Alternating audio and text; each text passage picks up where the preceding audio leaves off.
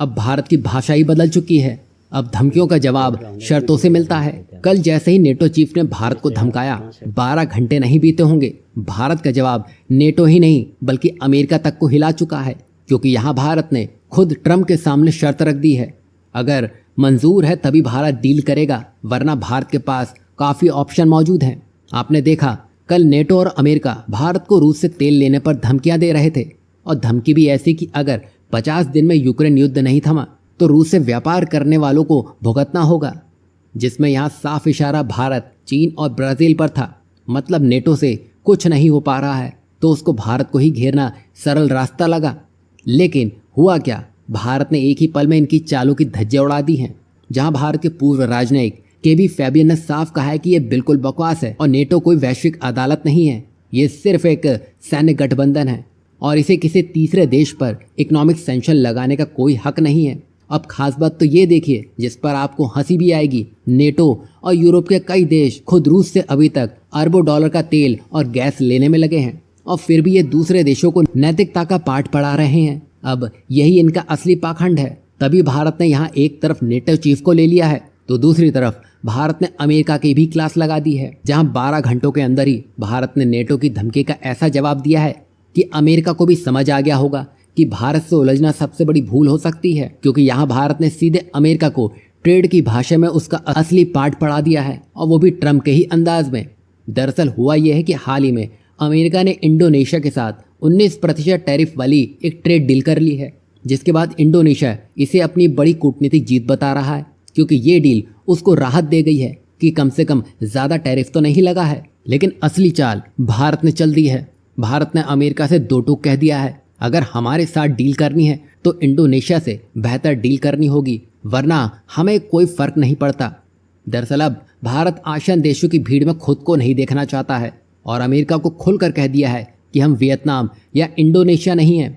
हमारी इकोनॉमी का साइज, हमारी नीतियाँ और दुनिया में हमारी जगह अलग है, इसलिए हमारे लिए कोई आम ट्रीटमेंट नहीं चलेगा। टेक्सटाइल हो, इलेक्ट्रॉनिक्स हो, ज्वेलरी हो या लेदर हो, इन सेक्टर में हमें खास ट्रीटमेंट चाहिए और वो भी मिलना चाहिए। आपको यहाँ ये भी लग रहा होगा कि भारत ने ऐसा पहले तो कभी नहीं कहा, एकदम से भारत इतना निडर कैसे हो गया।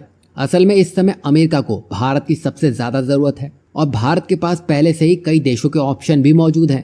साथ ही अमेरिका को चीन को काउंटर करना है तो भारत का उसको साथ चाहिए। वहीं यूएई, ऑस्ट्रेलिया, ब्रिटेन, मॉरिशस के साथ भारत बहुत आगे बढ़ चुका है इन डील्स को लेकर, और यूरोपियन यूनियन और कनाडा से भारत बातचीत कर रहा है। और यही वजह है कि इस बार बातचीत केवल वाणिज्य मंत्रालय नहीं बल्कि पीएमओ की निगरानी में हो रही है।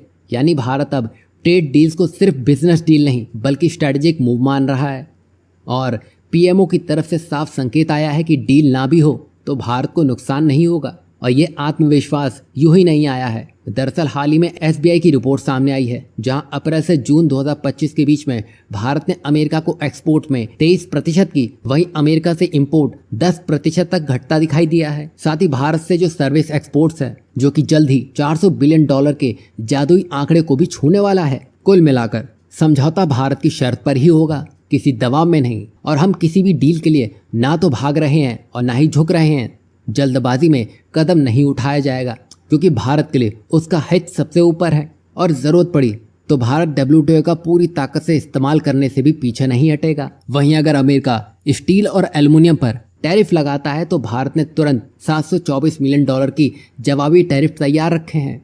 तो यहाँ भारत ने समझा दिया है कि भारत पिछलग्गू नहीं है, बल्कि भारत एक बराबरी का स्ट्रैटेजिक पार्टनर है। अगर अमेरिका सच में भारत से रिश्ते मजबूत करना चाहता है तो उसे बाजार तक पहुंच में न्याय देना होगा। दोस्ती बराबरी पर टिकती है, दबाव पर नहीं।